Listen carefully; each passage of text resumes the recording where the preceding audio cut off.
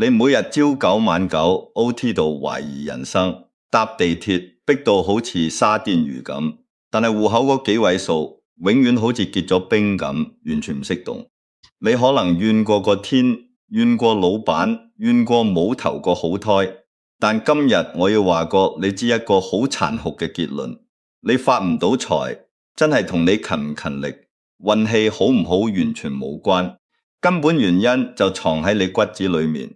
你每日無意識做緊嘅思維決策入面，好多人總係覺得有錢人之所以發達，只不過係因為佢哋起跑線好，或者一出世就有貴人帶路。今日我偏偏要同你講兩個打破你三觀嘅真實故事，一個係攞住一手逆天好牌，有貴人送上翻身底牌，卻最後一鋪清袋嘅張三。另一個係冇爹無娘起點低到泥土裏面，卻夾硬逆風翻盤嘅李四。睇完呢兩個故事，你就會徹底明白，阻住你揾大錢嘅，到底係命運定係你自己個腦？如果你想徹底打破呢個窮忙嘅死循環，唔想一世喺底層掙扎，記得即刻訂閱我哋頻道，撳埋個小鈴鐺。我哋每星期都會為你拆解最貼地、最一針見血嘅財富真相，幫你個腦裝上富人嘅思維系統，等你可以少走幾年彎路。好啦，先講下張三。呢個人張三窮到爛，屋企真係窮到窿，除咗四面牆，你可以話係連一粒多餘嘅米都揾唔到。佢每日嘅生活基本上就係行屍走肉，食咗今餐飽，完全唔知下一餐喺邊度，着住件穿晒窿嘅衫，成個人嘅精神面貌係霉到一個點，好似成個世界都欠咗佢咁樣。呢種生活，你以為佢都想，佢都唔想，但係佢除咗喺度怨個天唔公平之外，佢乜嘢都冇做過。上天有時就係咁撚次，明明你係一篤爛泥，佢都係會偶爾跌啲好運落嚟俾你着。三有個有錢親戚，真係睇住佢咁樣落去唔係辦法，出於好心同情佢，做咗一件足以改變張三命運嘅事。呢位親戚特登揀咗一隻全村最壯實、最值錢嘅耕牛，親手送到去張三屋企。你記住喺嗰個年代，一頭強壯嘅耕牛就係最頂尖嘅生產工具，等於係而家有人直接送咗一架賺錢機器俾你。個親戚仲要好有心，臨走之前拍住張三嘅膊頭，好語重心長咁樣叮嚀佢：阿三，你聽住，今年春天你就用呢頭牛去開荒種地，你唔好懶。只要秋天一到，有咗收成，你就有糧食，有本錢，到時你嘅日子就自然會好起嚟，唔使再有一餐冇一餐。呢頭牛喺任何人嘅眼中都係一張保證可以翻身嘅彩票。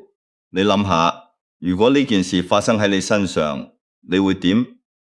係咪開心到成晚瞓唔着，即刻開始計劃點樣開荒，點樣播種？但係張三嘅反應完全出乎所有人嘅意料。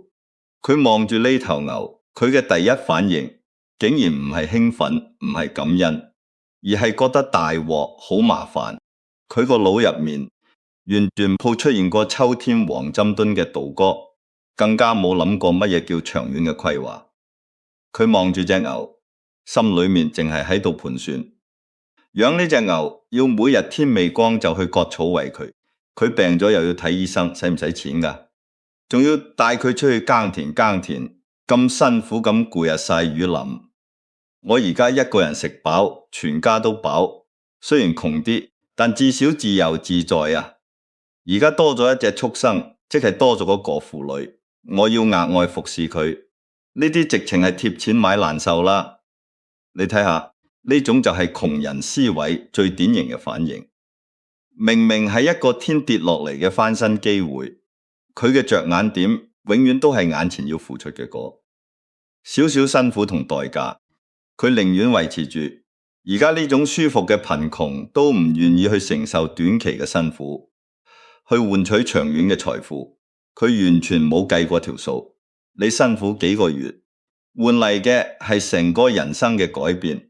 但你唔辛苦，你就注定要辛苦。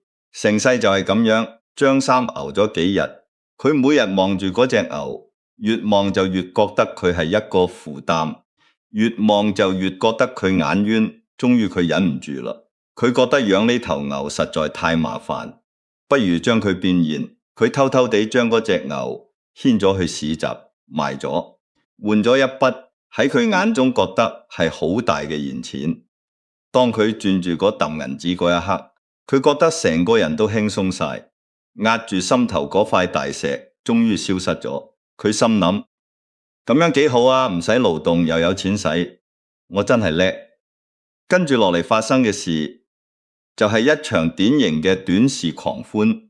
佢拎住呢筆用未來人生換翻嚟嘅本錢，佢個腦入面完全冇出現過買種子做小生意，錢生錢呢啲字眼。佢第一時間去做嘅係即刻去買米、買肉、買煙、買酒，然後叫晒成班平時圍住佢嘅狐朋狗友出嚟，一齊互吃海塞、大魚大肉，好似過年咁樣。佢要將以前冇得享受嘅嘢一次過補翻晒。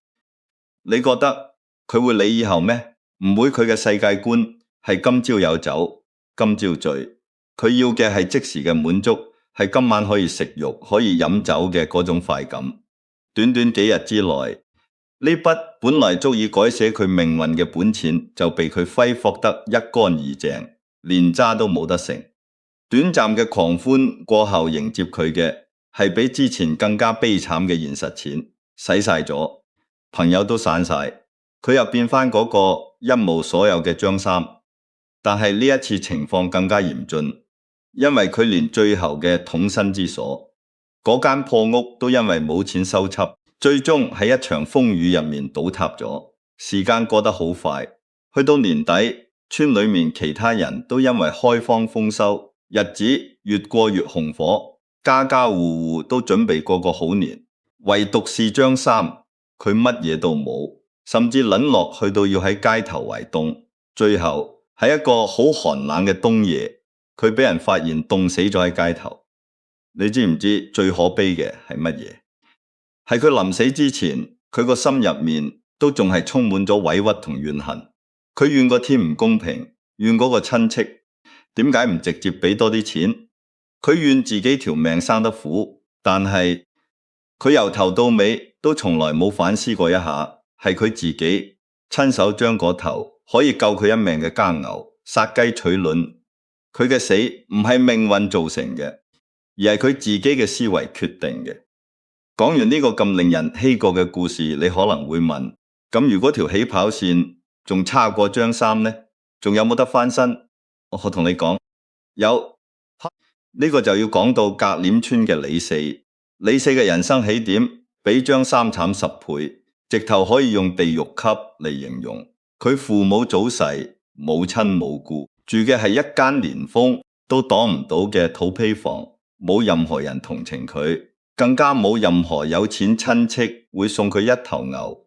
佢成個人生真係一分一毫都要靠自己。喺呢個世界上，佢可以依靠嘅只有佢自己嗰一雙手。李四自細就好明白一個道理，呢個世界係唔會有免費午餐嘅，更加唔會有乜嘢不勞而獲。想要活下去，想要過好日子，唯一嘅出路就係靠自己對手。佢從來冇怨過個天，因為佢知道怨係冇用嘅，行動先至係最實際。當時村裏面好多人都笑佢傻，人哋偷搵摸魚喺度怨天尤人嘅時候，李四喺度開荒。你問佢冇牛點算？冇牛，佢就自己彎低個腰，用最原始嘅尖字頭，一下一下咁樣喺堅硬嘅土地上面硬焊佢嘅膊頭，磨到出血，個腰酸到夜晚瞓覺都轉唔到身。第二日起床，佢又繼續佢從來唔偷懶，因為佢知道佢冇資格偷懶，每一滴汗水都係佢未來嘅糧食。第一年嘅秋天，李四憑住自己嘅汗水，終於收集咗佢人生入面嘅第一批糧食。呢啲糧食雖然唔係好多，但係足夠解決佢嘅溫飽。去到呢度，如果佢係張三，佢可能會即刻用啲糧食去換酒換肉，慶祝自己終於唔使捱餓。但係李四冇咁做，佢好克制，佢將食剩嘅多餘糧食全部拎去賣，將賺翻嚟嘅每一分每一毫都小心翼地理起佢。佢望住嗰啲錢，佢睇到嘅唔係今晚可以食乜餸，而係一粒中子。佢用呢筆辛苦理落嚟嘅第一桶金去買咗菜籽同雞苗，佢將佢嘅叫味擴大，唔單止種田，仲開始搞埋養殖。佢嘅生活比之前更加忙碌，更加辛苦。隔籬鄰舍見到佢咁樣做，都喺度笑佢，使唔使咁搏命啊？人生苦短，何必咁樣折騰自己呢？賺到錢咪拎去享受下咯。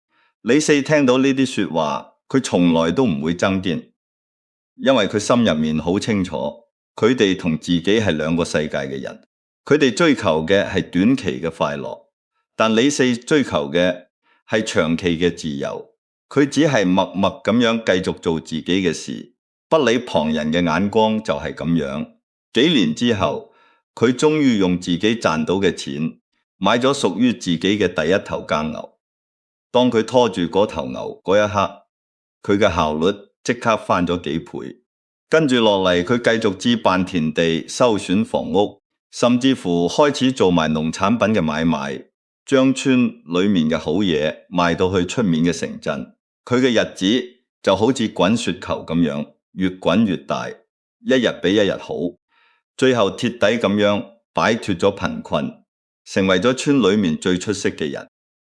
聽完呢兩個故事，我真係好想問下大家，你覺得自己身上有冇張三或者李四嘅影子？又或者你身邊有冇啲人明明開局揸到一手好牌，但係最後竟然可以輸到貼地？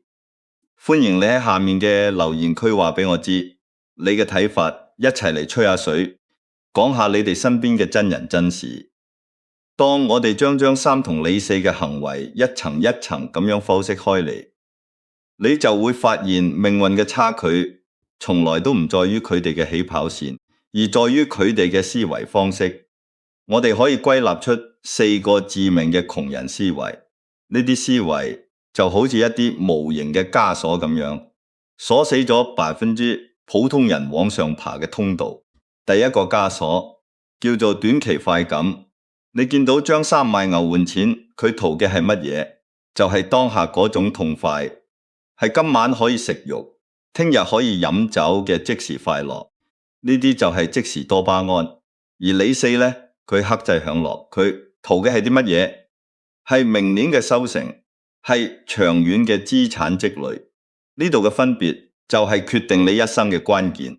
你試下望下你身邊，或者望下你自己，好多年輕人每日返工攰到好似隻狗咁，佢哋點樣慰藉自己？放工一攰就要買杯幾十蚊嘅珍珠奶茶，好似唔飲就會死咁樣。臨瞓前一定要碌幾個鐘嘅短視頻，碌到3更半夜先捨得瞓，因為呢啲係佢哋唯一嘅娛樂。出咗糧，第一時間唔係去儲錢，而係去買件潮牌，買對新波鞋，話要獎勵自己。佢哋叫呢啲做補償性消費，覺得自己已經咁辛苦，點解唔可以對自己好啲？但係你有冇諗過，就係呢啲你用微薄薪水去換取翻嚟嘅短暫快樂，正正就係令到你永遠都取唔到本錢嘅玄學。你嘅第一桶金就係咁樣，一杯一杯珍珠奶茶，一件一件潮牌咁樣俾你洗咗去。所有真正可以揾大錢嘅人，佢哋嘅腦袋入面都深深咁樣烙印住一個詞叫延遲滿足。佢哋願意為咗未來嘅自由去忍受當下嘅枯燥、辛苦同寂寞。佢哋知道今日將呢筆錢使咗去買享受，你就只係一個蘇菲蝦。但係如果你今日將呢筆錢忍住唔使攞去投資、去學習、去買資產，你就係一個投資者。如果你永遠都淨係想爽在當下咁樣，你注定就只能窮在未來。第二個枷鎖更加要命，叫驚死蝕底，親戚送牛。呢件事喺李四嘅眼中係天大嘅翻身機遇，係求之不得嘅嘢。但係喺張三嘅眼中呢，佢睇到嘅完全唔係機會，而係一連串嘅麻煩事，要割草喎，要侍候喎，要流汗喎，好辛苦喎。佢嘅第一反應就係計較自己要付出幾多，而完全忽略咗佢將會得到幾多。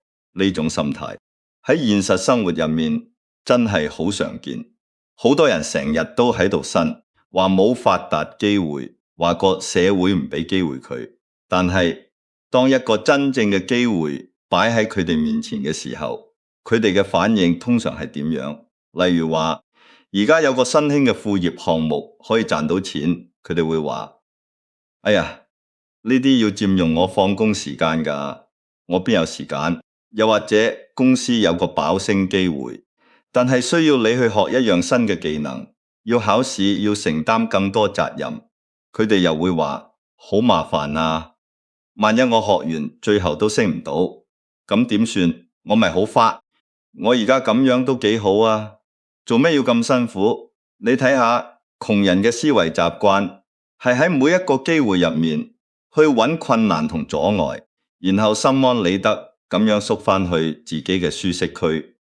而富人嘅思維習慣呢，佢哋係喺每一個困難入面去揾機會同鏈真。佢哋會諗，呢件事咁難搞，如果我搞得掂，我嘅能力會唔會提升？我會唔會接觸到新嘅資源？當你將機會當做係一種負擔嘅時候，機會見到你，自然就會繞路走。第三個枷鎖係怨婦心態。你記唔記得張三臨死之前喺度做乜？佢喺度抱怨個社會，抱怨個命運，抱怨嗰個親戚點解唔幫佢幫到底？佢抱怨咗全世界，唯獨係冇抱怨過自己懶惰，冇抱怨過自己短視。佢到死嗰一刻都覺得自己係一個受害者。你睇下而家嘅社會，特別係香港，呢種現象都好普遍。只要生活過得不如意，就即刻怪樓價，怪政府，唔好怪個市場環境差。冇錯，大環境確實係有影響，呢個我唔否認。但係你試下問下自己，你每日喺度抱怨，可以幫你交到下個月嘅房租嗎？可以令到你銀行戶口嘅存款多一個零嗎？唔單止唔能夠你嘅抱怨，仲會不自覺咁樣消耗晒你嘅能量，令到你更加冇心機、冇動力去改變。一旦你習慣咗扮演一個受害者嘅角色，你就等於親手放棄咗自己掌控命運嘅權力。你將所有嘅責任都推咗俾外界，咁樣你自己就唔使再為自己嘅失敗負責，你會覺得舒服啲。但係呢種舒服係致命嘅。李四佢從來唔抱怨，因為佢好清楚呢個世界冇人可憐你，只有你自己對自己100%咁樣負責，先至可以徹底改變現狀。第四個枷鎖，學係鬥圖心理，同樣係一筆資源。喺張三手上面係一頭牛，佢嘅想法係點樣將佢消費掉，用嚟享受，變成一餐飯幾支酒。但係喺李四手上面係一堆糧食，佢嘅想法係點樣將佢當做種子，攞去播種，等佢生出更多嘅資源。呢個就係消費型思維同資產型思維嘅本質區別。呢個現象正正解釋咗點解咁多人就算真係俾佢哋中咗6合彩頭獎，過咗幾年之後，佢哋都會打回原形，甚至仲窮過以前，因為佢哋嘅思維根本未準備好迎接咁大筆財富。有錢之後，佢哋第一時間諗嘅就係買車、買樓、買名牌，將所有錢都攞去揮霍佢哋嘅大腦，係一個消費型嘅黑洞。而真正嘅富人，佢哋嘅思維係資產型嘅。一有錢，佢哋第一個諗法係：我點樣用呢筆錢去投資？點樣建立一個可以自動為我帶嚟收入嘅被動收入管道？點樣令到呢筆錢可以幫我生更多嘅錢出嚟？佢哋永遠都係買入資產，而窮人就不斷咁樣買入負債。如果你覺得頭先講嘅呢4點真係一針見血咁樣講中咗你身邊某啲人，甚至乎係講中咗以前或者而家嘅你自己，唔該你喺度幫手點個讚。同時我好想知你覺得呢4個思維枷鎖入面邊一個係最難打破嘅？喺留言區分享下你嘅睇法。我哋雖然冇辦法選擇自己嘅出身，但係我哋絕對可以選擇自己嘅思維。想要好似李四咁樣實現命運嘅逆風翻盤，你必須要由今日開始對自己嘅大腦進行一場徹徹底底嘅重灌系統。告別窮人思維其實有一啲好具體嘅做法。針對短期快感，你要學識強制儲蓄，同埋延遲滿足，由而家開始戒掉嗰啲廉價嘅快樂。唔好再俾自己有任何藉口話我放工咁攰，要補償下自己。你可以將你每個月嘅薪水分成3份，一份係無論如何都唔喐得嘅儲蓄，呢份係你嘅底氣，係你將來嘅耕牛；一份係用嚟投資、去學習、去買機會，最後一份先至係你嘅生活開銷。個次序好重要，係先儲錢後消費，而唔係相反。你要喺心理上面同自己講，所有可以令你變強嘅事情，無論係讀書、健身、學習新技能，定係積累本錢，佢哋喺短期之內都一定係枯燥痛苦，甚至係睇唔到適時回報嘅。但係只要你捱得過開頭嗰個最難捱嘅臨界點，之後嘅長期回報將會係好驚人嘅。針對驚死打底，你要改變你對機會嘅本能反應。下次當你再面對一個睇起嚟好麻煩、好攰，需要你付出額外努力嘅機會嘅時候，千祈唔好第一時間就做縮頭烏龜，即刻縮沙。你試下強迫自己轉換一下個諗法。你問下自己，如果我肯花時間去搞定呢件事，我嘅能力會唔會提升去到另一個層次？我係咪可以透過呢件事積累到一啲我以前掂都掂唔到嘅資源或者人馬？你要明白，呢個世界上面所有高回報嘅事情，佢嘅背後都伴隨咗高難度嘅付出。呢個係一個好公平嘅定律。只有嗰啲唔怕麻煩、主動去解決問題嘅人，先至可以攞到最後嗰份最豐厚嘅獎勵。針對怨婦心態，你要由今日起落一個死命令，俾自己禁止你嘅口中再出現任何抱怨嘅詞彙。我唔理發生咗啲乜嘢不如意嘅事，就算真係人哋害你，你都唔好再花1秒鐘去抱怨。你要養成一個新嘅習慣，就係問自己一條問題：喺目前咁樣嘅情況之下，我可以做啲乜嘢去令到件事有改善？當你唔再將時間同心力浪費喺冇用嘅抱怨上面，你嘅精力就會100%咁樣集中喺點樣解決問題呢個重點上面。呢種由受害者轉變為主導者嘅強大主動性，就係你告別底層，實現人生翻盤嘅第一步。針對地圖心理，你更加要有新嘅金錢觀。無論你而家賺多定係賺少，都唔好急住去升級你嘅消費。你慳翻落嚟嘅每一分錢都唔係用嚟限制你刻薄你，而係你微利嘅耕牛。你要用呢筆錢去投資落自己身上，去學習，去尋找一啲可以產生被動收入嘅資產。你要令到你嘅錢可以同你一樣咁勤力，甚至比你更加勤力，24小時唔瞓覺咁樣去為你工作。呢個就係錢生錢嘅核心奧秘。如果你想喺接下嚟嘅日子入面同我哋一齊實戰訓練呢啲富人思維，一步步咁樣建立屬於你自己嘅資產系統。